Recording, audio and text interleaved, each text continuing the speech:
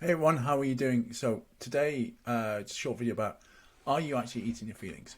The sort of lowdown on tiredness and emotional eating. Now, we've all been there. It's late at night, you're exhausted, you're feeling a little down in the dumps, and all of a sudden you've got that tub of ice cream out of the freezer, or that family-sized bag of crisps, or that packet of biscuits that's half open. Sound familiar? Welcome to the world of emotional eating.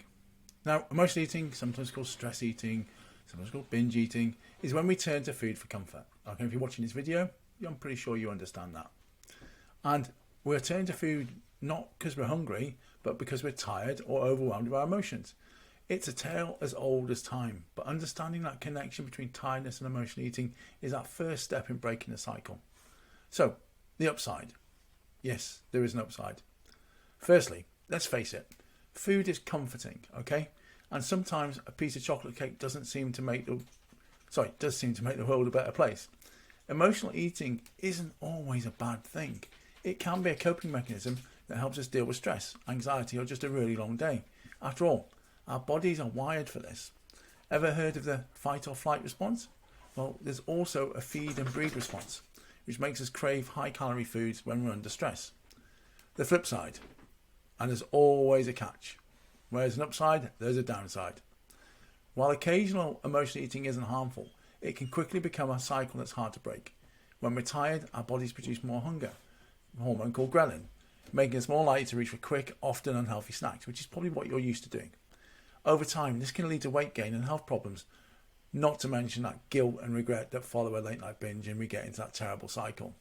Plus, remember, emotional eating only provides temporary relief.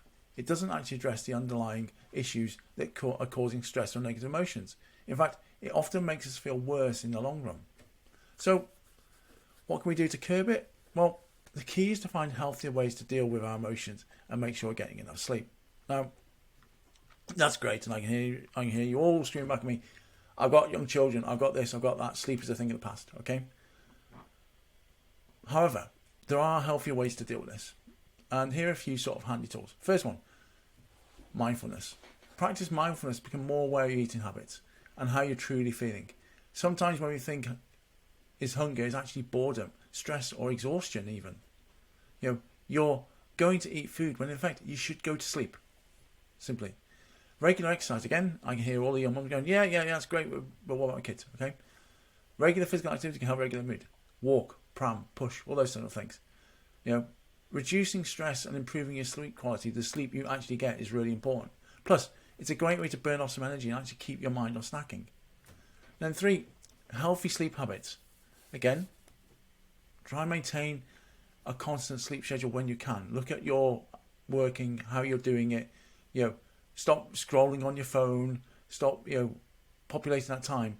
Create a sort of relaxing bedtime routine. The same routine you're creating if you've got young children that you create for them, create for yourself. And try making your sleep environment as comfortable as possible.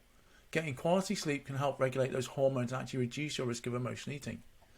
Then the 4th point is hydration. Are you actually drinking enough? Because sometimes our bodies confuse thirst with hunger. Okay? And make sure you're drinking plenty of water throughout the day to stay hydrated. And it helps curb those unnecessary snacking.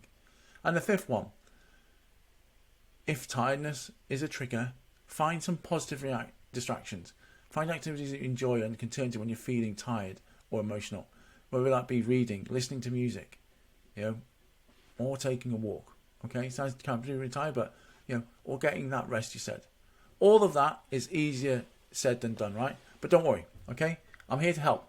I'm excited to say that I've got a 5-day mini course starting on Monday, or you can join any of my free mini courses at any point and get access to them. Okay. Now, in that course, we're going to look at understanding your emotional eating, looking at the triggers, developing healthier coping mechanisms, and ensuring you get the rest you need. And remember, I don't talk about diet or restriction. That's not my job. Okay. You've spent enough time in your life dealing with those problems. Now is not the time for that. Okay. Now is the time to actually sort out your eating habits.